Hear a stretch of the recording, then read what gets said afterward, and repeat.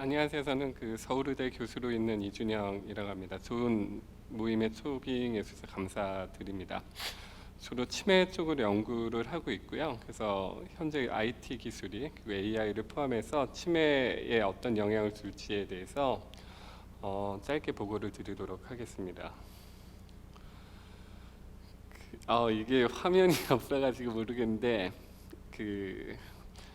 레이건 전 대통령입니다. 여기 제가 사람 얼굴들을 좀 쫙 한번 보여드릴게요. 누군지 아세요?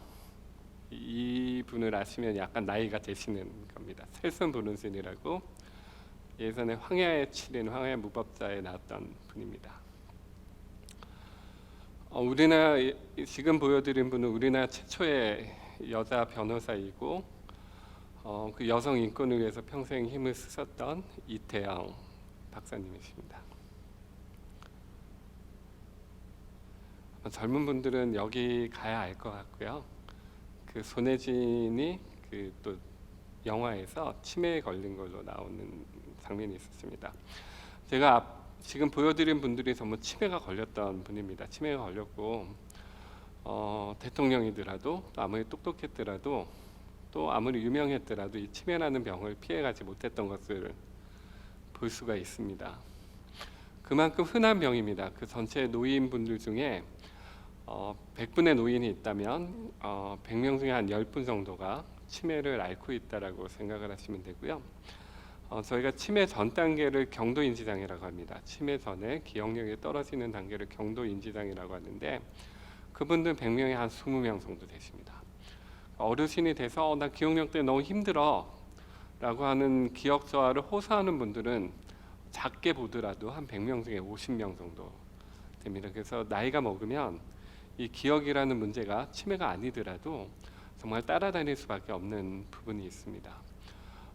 그러하기 때문에 사회 경제적으로도 정말 많은 부담을 국가에 그리고 국민에 그리고 특히 가족한테 지우고 있다라고 생각을 하시면 됩니다. 현재 노인 인구가 한 1,100만 명 정도, 1,132만 명 정도 되는데요. 그 중에 치매 노인이 저희가 한 80만 명 있다고 얘기를 합니다.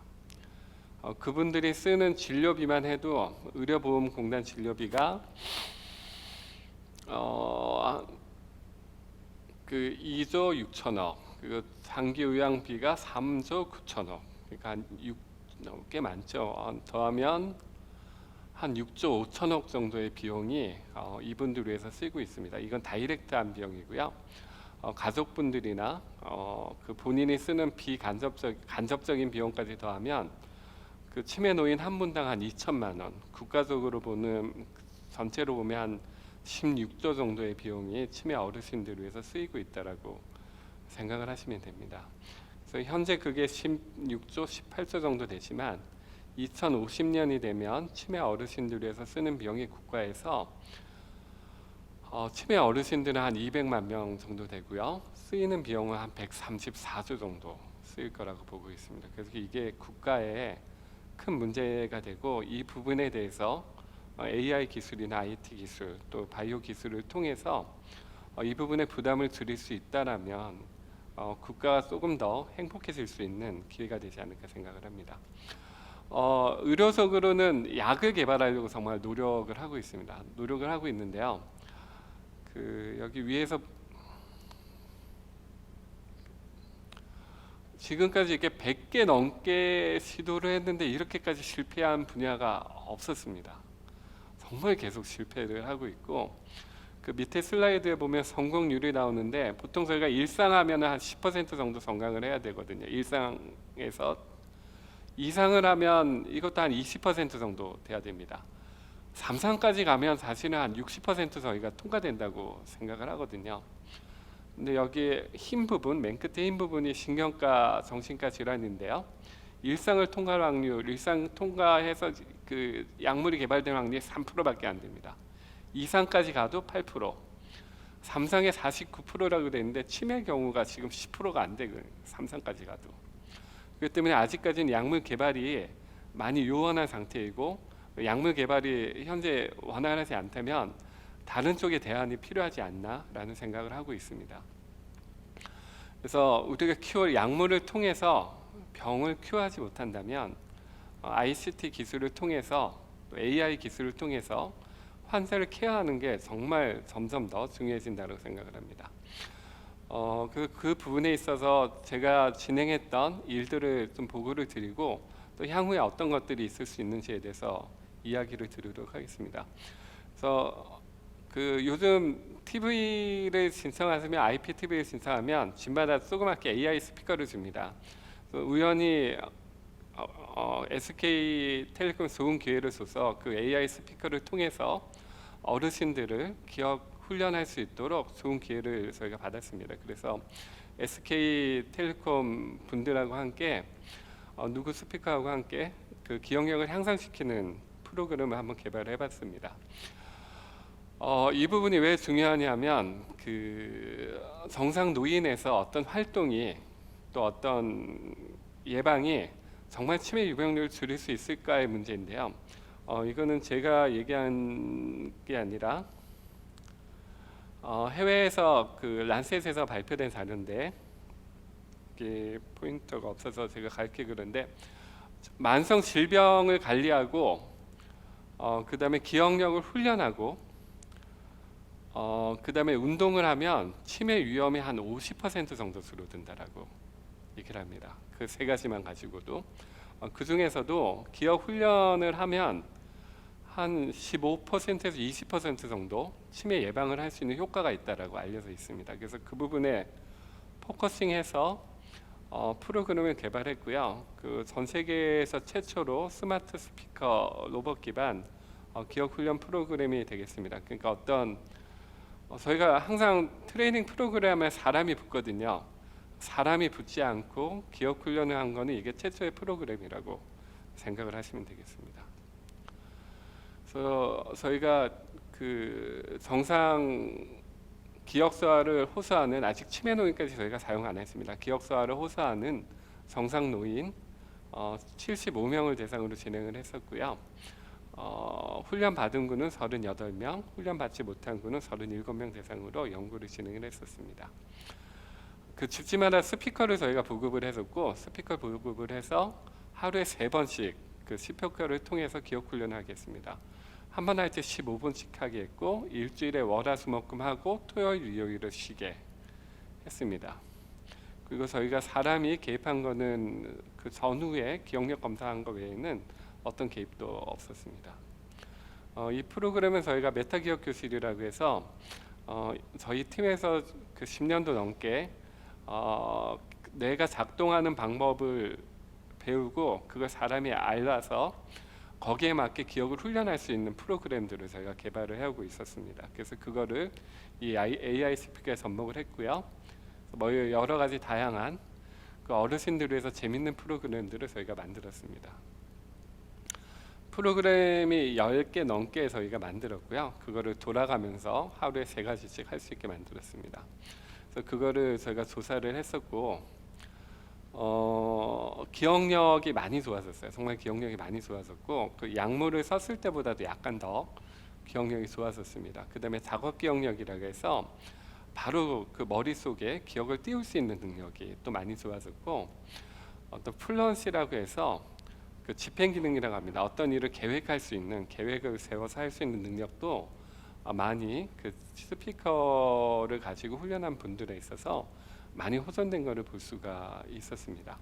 이게 단지 기억만 좋아졌을 뿐만 아니라 어르신들이 기술에 대해서 되게 저항이 강합니다. 기술에 대해서 저항이 강한데 이분들이 AI 스피커를 쓰고 저희한테 했던 얘기들을 저희가 한 다음에 다 인터뷰를 했거든요. 했던 얘기가 사용하기가 너무 편해요. 기술이라고 안 느껴져요. 라고 얘기를 했고 어떤 분들은 꼭 사람하고 얘기하는 것 같아요. 꼭 친구하고 얘기하는 것 같아요. 라고 얘기를 했습니다. 정말 또 재밌는 부분이 가족하고 얘기하면 칭찬을 하는 법이 없는데 이 스피커가 나를 칭찬을 해주니까 기운이 나요. 그렇게 얘기하신 분들도 있었고요. 가족 같고 친구 같다라는 이야기들을 많이 얘기했습니다. 저희 입장에서 보면은 많은 장점이 있었습니다. 하나는 전문가가 투입이 안 돼도 돼요. 전문가가 투입이 안 되니까 시간이나 공간의 제약을 정말 극복할 수 있고 뭐 아프리카에서도 할 수가 있고 한밤중에도 할 수가 있습니다. 그래서 그런 장점들이 있었고 이 AI 스피커는 어려운 기술이라고 생각을 안 하시더라고요, 어르신들이. 저희 어머니만 해도 정말 그 카톡을 못 보내시거든요. 못 보내시는데 AI 스피커는 쓰세요. 아침에 운동하러 나가실 때마다 스피커 부르면서 미세먼지 농도 물어보시고 나쁘다고 하면 안 나가시고 좋다고 하면 나가시고 그렇게 됩니다. 또 집에서 받을 수 있다는 장점이 있었기 때문에 그 이쪽 기억 훈련을 하는 입장에 있어서도 정말로 큰 도움을 제공할 수 있었다라고 생각을 하고 있습니다. 그래서 하나는 이 치매 훈련이고요, 기억 훈련이고, 두 번째는 치매를 선별하려고 해도 많은 복잡한 과정이 필요합니다. 요즘은 그 이번 정권도가 진짜 좋아서 가지고요, 구나 군마다 치매 안심센터가 다 보급이 돼 있습니다. 치매 안심센터가 보급이 돼 있는데, 그래서 저희는 그걸로 모든 문제가 해결될지 알았는데 이번에 갑자기 코로나 사건이 있고 나서 치매 검진을 할 수가 없는 거예요. 그분들이 오지도 않고 저희가 또 집집마다 가서 방문을 할 수도 없고, 그래서 많은 난관에 봉착을 했고, 그래서 전에 저희가 만들었던 기술로 스마트폰으로 치매를 진단할 수 있도록 저희가 프로그램을 만들었습니다. 쉽게 할 수 있고 또 약간 은밀히 할 수 있다는 게 되게 장점입니다. 누가 내가 기억 검사한 거를 모르기 때문에 편안하게 할 수가 있어요. 그래서 뭐 여러 가지 방문론적인 건 넘어가고요. 저희가 보통 치매 검사를 할 때 MMSE라는 도구를 제일 많이 씁니다. 간이정지 상태 평가를 많이 쓰는데 그거보다도 민감도나 특이도가 더 높게 나왔고요. 그림만으로 구성이 되어 있기 때문에 문맹 노인한테도 편안하게, 시골에 가면 아직도 문맹 노인이 많습니다. 그 문맹 노인한테도 되게 편안하게 사용이 될 수 있는 장점이 있었습니다. 그래서 이거를 저희가 다음 주부터 쓰려고 지금 준비를 하고 있는 상태입니다. 제가 논문이 2014년에 발표했었던 논문이고요.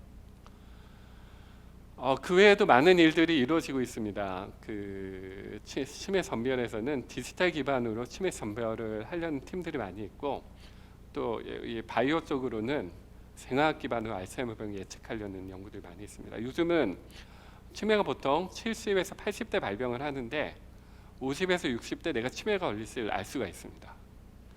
그래서 카톡이나 대화나 걸음걸이나 얼굴 표정, 생체 신호로 치매를 선별하려는 한쪽 IT를 이용한 AI를 이용한 연구가 있고, 또 생화학 기반으로는 혈액이나 타액이나 소변이나 이런 걸 통해서 치매를 예측하려는 연구들이 진행이 되고 있습니다. 그 외에 케어 부분에 있어서도 현재 많은 연구들이 진행이 되고 있습니다. 뇌영상 기반으로 그 머신러닝을 해서 치매 진단하는 연구들이 이건 정말 여러 군데서 이루어지고 있고요. 치매 환자 로봇 케어가 아까 여기 오신 교수님들도 하고 계시고 또 이대에서도 열심히 하고 있는 것으로 알고 있습니다. 또 SKT가 치매 환자 위치 추적을 해서 그분들을 도와주려는 일들을 많이 하고 있고, 그 다음에 스마트 약물 복용은 제가 아직까지는 하는 팀을 저희가 본 적이 없는 것으로 알고 있습니다. 그 다음에 낙상 예방을 몇 군데서 하고 있고, 수면 관리나 운동 관리는 제가 아직 알고 있는 게 부족해서 그런지 모르는데 AI나 IT를 접목해서 하고 있는 것은 없는 것으로 제가 알고 있습니다.